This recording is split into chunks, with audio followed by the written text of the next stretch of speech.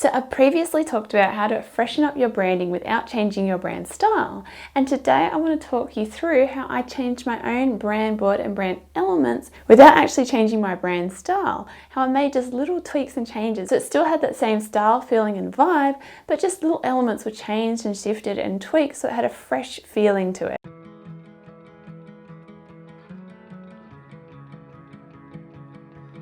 Now for many years I was designing brands for other people, but when it came to my own branding, I wasn't really staying super consistent. I just based my branding off my own creative design style, but I wasn't taking the time to create a brand board, to work out exactly what my branding elements were, and to create that consistency. I was always struggling with designing for myself because it's so hard to just step back and look at yourself more objectively and really see what kind of style is going to be best for your own brand. It's easy to do that when you're looking from the outside at someone else's business, but for some reason it was always a struggle doing it for myself. So in 2017 I started to really buckle down. I created my own process, which if you look in the description below, I actually have a free email course which shows you that process I went through so that I could actually design for myself.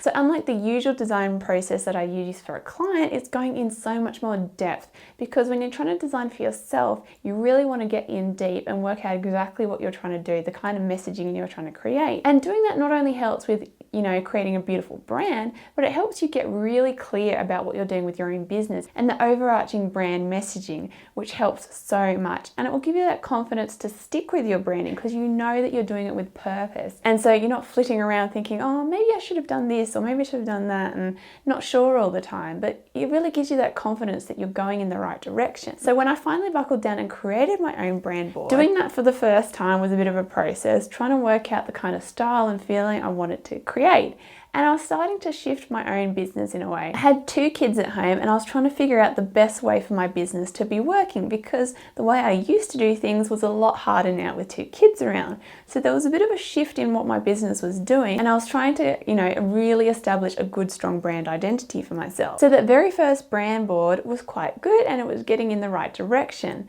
But over time I got clearer and clearer about the messaging I had and also what my business was going to be all about and what I wanted to offer now and how I wanted to be structuring things, because things are shifting and changing, and that happens especially with small businesses because we can adapt fast. Big businesses can't adapt and change quite as quickly. Small businesses are a little bit more nimble. We can move and change as we need to, and we can make those changes quickly because we're small scale, so we're not having to change masses of things to be able to make a change. It's a lot quicker and easier to change. So once I finally got a brand board in place, I started to get more consistent with my branding. So of course over time I wanted to return to that brand board and make some tweaks and changes.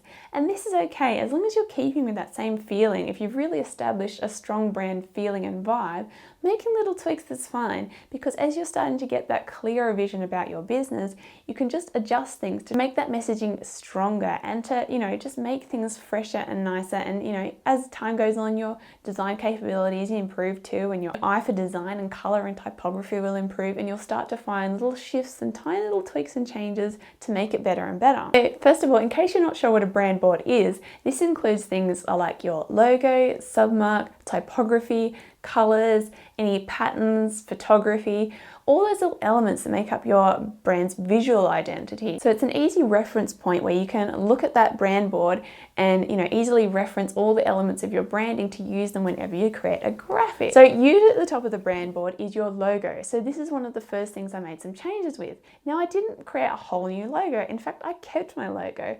All I did was make some little tweaks to the logo. So I had my tagline and things like that underneath, but that wasn't really relevant to what I was doing anymore because I was changing from being a designer and illustrator into starting to shift to teaching design. So I wanted to get rid of that, and also I wanted to just make things feel a little bit more simple. So instead of having a tagline underneath, I just moved the established date into the corner. And then I also took a small course learning about typography and improving logo typography. And so I made a few little tweaks to the actual type. I actually kept it exactly the same. It was just tiny little shifts just to make that typography just a little bit more well designed. So to the outside eye, the change may have been so minimal that you may have not even noticed, but it was just about tweaking it just that little tiny bit. Then my color palette. So I knew that I really liked neutral colors plus blues, and I wanted a sort of calming vibe and also inspiration from where I lived, living in a country area in Australia. So I wanted to sort of pull color inspiration from those things. But as I started to use my branding more and more, and also as I found that my major platform when it came to putting graphics out there was Pinterest, that I wanted to tweak things a little bit to make it stronger and have a slightly more bold feeling to it. So it was feeling very calming and subdued, but my husband made this little comment about something looking homely, and I realized that that wasn't the feeling I wanted to create. So while I was going in the right direction, I wanted to try and shift things just a little bit so it had a slightly different feeling. So I started to go for slightly stronger colors. So I still kept with a similar color palette, but I started to just shift colors a little bit and add in a few extras. So it wasn't about completely overhauling and picking whole new colors, but just shifting things a little bit so that it fitted more with the feeling and vibe I was trying to create. Then the submarks. These I've changed up a few times, but they're not as important as the actual logo. It's about making this tiny little simplified version of your logo or some other mark. And so because it's not as important as the logo, it can change up now and then because it is just something simple and small, but it does need to go well with the rest of the branding. So I changed it up a few times. And then the current one, I've actually decided not to have anything to do with the actual logo, but rather create a little illustration and have a little unique mark of its own. That's more something that I put in my website footer, and I'm not really using it heaps. It might be just show up now and then. So it's not really a super important part of my branding. I just wanted to add more of an illustrative element. And also in a lot of my branding, I use botanicals because I'm very inspired by nature and the world around me. And so I sort of wanted to add that into that submark and create that feeling. Then font changes. So when it came to fonts, I decided that the original fonts I used, I wanted something that felt a little bit more designed. So I still kept the sans serif font, but I felt like the serif font that I was using wasn't really giving the feeling I wanted. I liked that really traditional feel, but the font I had was a very common traditional font, and I wanted to have something that felt a tiny bit more designed. So a slightly traditional feel, but a little bit more designed. So I tried a few different ones and tried to get that balance of feeling designed but also traditional, because I didn't want anything that was overly designed that would quickly date. But at the same time, I didn't want anything that was far too on the traditional side, because I wanted it to reflect that designery feeling as well. And then photography style and direction. So when I was first creating my brand board, I was just sort of getting started with creating my own brand stock photography. And so I was trying to figure out my style, and really the overall style and feeling hasn't changed. It's more that I've just got better at the photography. I've improved my ability to take stock photography for myself.